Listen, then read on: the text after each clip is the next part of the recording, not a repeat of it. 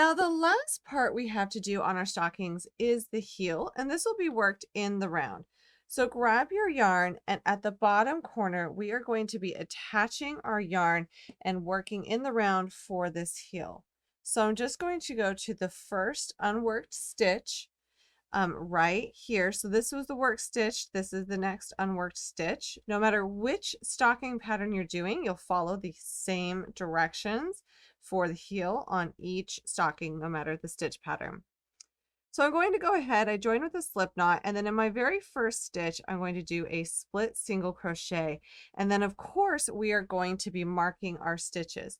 Especially on the heels, I find it so much easier if we simply mark our stitches. And if you would like, it makes it a little bit easier if you grab 2 stitch markers, because I'm going to mark on each side of the heel.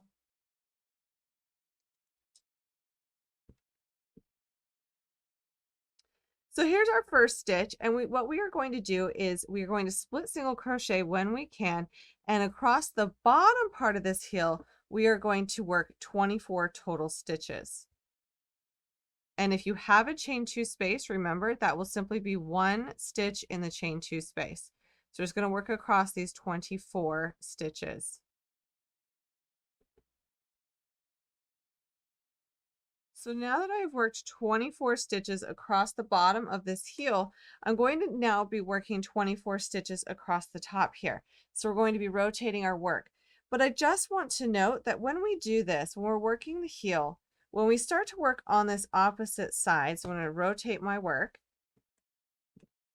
And on this opposite side, if I start into the very first stitch here, we're creating a bit of a hole just by simply working on the other side. So what we can do, just a trick, you don't have to, you can use your tail ends to weave this in later. But if you want, you can kind of grab that space and pull up a loop and then work into the next stitch. And if you need to pull up a little bit more loops to close that space, you can. But by doing this, I'm not adding or decreasing stitches, but I'm pulling in this corner so I don't have to come back and sew that close later. I can also take my stitch marker here, and I'm going to mark the first stitch working across the top. I'll show you why later. And then I'm going to continue to work the 24 stitches across the top. So all in all, when we're like doing our stitches around this heel, we will have a total of 48 stitches around for this first round 1. So as I get back around to the beginning here, I'm going to once again just kind of pull at some of the strands along the side here. I'm not adding or decreasing stitches. I'm just grabbing some stitches to close the edges so that I don't have to come back and weave them in later. You can always just work it as normal and close that hole later. So now we are on to round 2, and we are going to start round 2 by doing a split single crochet into the very first stitch and then mark it. And now we are going to do a split single crochet together. So this I like to do a little bit differently. You can work a single crochet 3 together as you normally do if you would like. I like to work it as a split single crochet, just changing where I enter my stitch. But I also like to have a little bit less bulk when it comes to crocheting 3 together. So I will skip the middle stitch. So I go into the first stitch, I yarn over and pull up a loop, skip the next stitch, go into the next stitch, yarn over, pull up a loop, and then yarn over and pull all the loops together.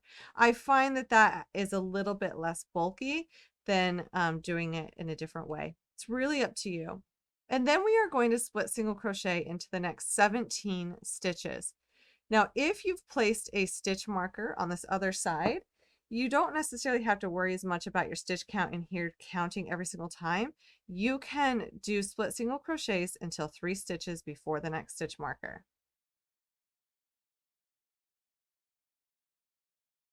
So after split single crocheting 17 stitches, I'm going to split single crochet 3 together again. So we're decreasing by 2 stitches every single time we do a decrease. And then I will split single crochet into the next stitch. And if you are marking this other side, go ahead and mark it. think for the heel, I just also like to know where I'm starting that repeat again. So what we just did here, we're repeating again on the opposite side. So we did a split single crochet 3 together, split single crochet 17, split single crochet 3 together. And then we're going to repeat that again on this other side. So I've done a split single crochet in the first, then I'm going to split single crochet 3 together, then split single crochet 17, and then split single crochet 3 together.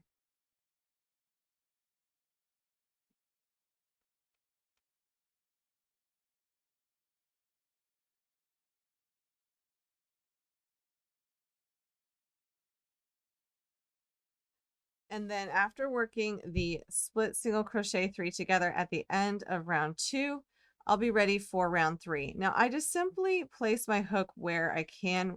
When if you did do a special stitch on the corners, just work it as best you can, and then we'll keep on going. Now for round 3, I'm going to move my beginning of stitch marker, beginning of the round stitch marker, and split single crochet into the first, and then mark it. And then for round 3, we will do a split single crochet 3 together, which I am grabbing the first stitch, skipping the second, grabbing the third stitch by pulling up a loop, and then pulling through all the loops on the hook. And now split single crochet into the next 13 stitches.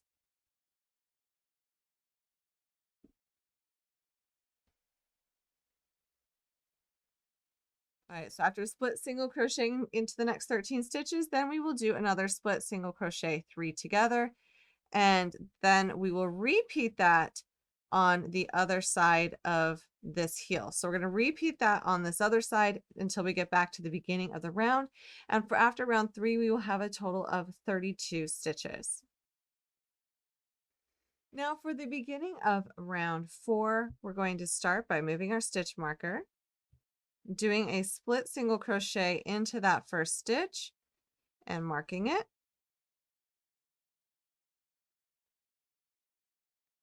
And then we are going to split single crochet 3 stitches together, and then split single crochet into the next 9.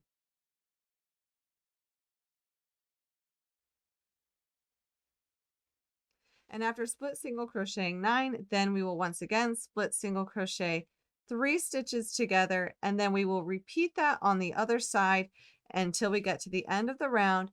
And at the end of round 4, we will have a total of 24 stitches. Now for round 5, we're going to do a split single crochet into that very first stitch and mark it.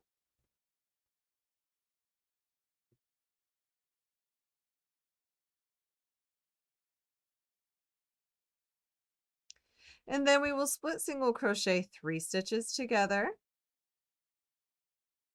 and then split single crochet into each of the next 5.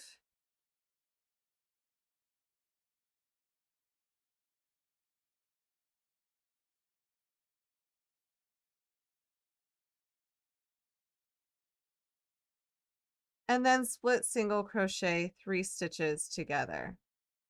And then we will repeat that on the other side, doing a split single crochet 3 together, split single crochet 5, split single crochet 3 together, and at the end of round 5 you will have a total of 16 stitches. Now for round 6, we are going to start by doing a split single crochet into the first stitch and mark it. And I know that as this gets smaller of an opening, it feels a little bit tight to work, but that's how it should feel. I know it kind of takes a little bit of finagling on your lap because you're rotating pretty quickly now. So for this round, we're actually going to start with a split single crochet 2 together. And then we're going to split single crochet into the next 3 stitches.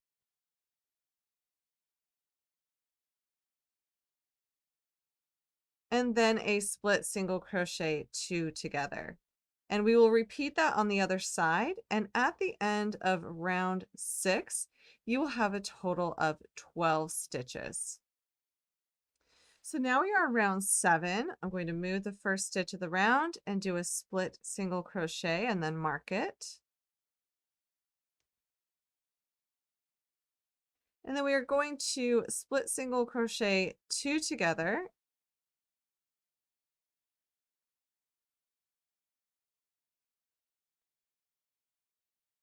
split single crochet 1, and then split single crochet 2 together. And then we will repeat that on the other side until we get back to the beginning of the round. And at the end of round 7, you will have a total of 8 stitches. Now for round 8, I'm just simply going to split single crochet into each stitch around. So we're split single crocheting 8 stitches. Now after doing round 8, we can go ahead and fasten off our yarn, leaving a tail, and grab our yarn needle.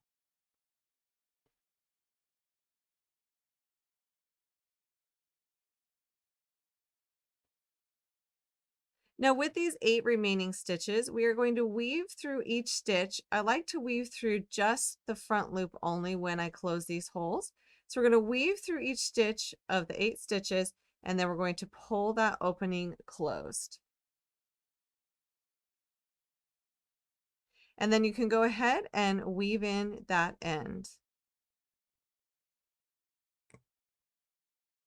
And now we have our heel done, and I recommend at this point to block your stockings.